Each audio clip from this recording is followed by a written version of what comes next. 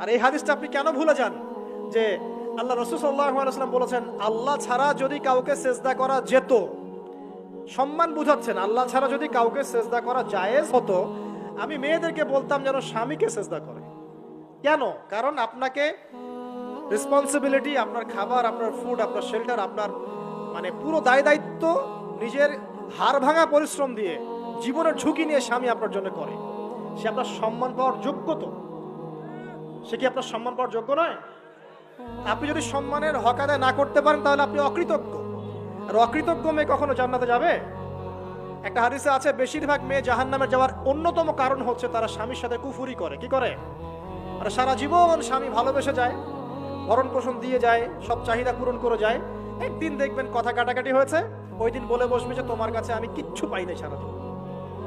এই যে কুফুরি, এই কারণে তারা জাহান্নামে যেতে পারে বেশি। আল্লাহ হেফাজত করুন। আমি আরেকটা কারণ হচ্ছে যে বেপর্দা। আপনাকে 4টা মূলনীতি ফলো করতে হবে।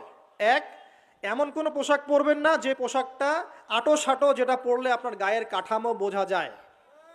এটা বোরখা হলেও পরা যাবে না। আমি কি বুঝাতে পারছি? ডিজিটাল বোরখা দেখেন নাই? দেখছেন? মাশাআল্লাহ। আর কারা কারা দেখছেন? এদিকে চোখ বেশি যায় না? আচ্ছা, এমনি দেখা যায়, চোখ দিতে হয় না, এমনি দেখা যায়।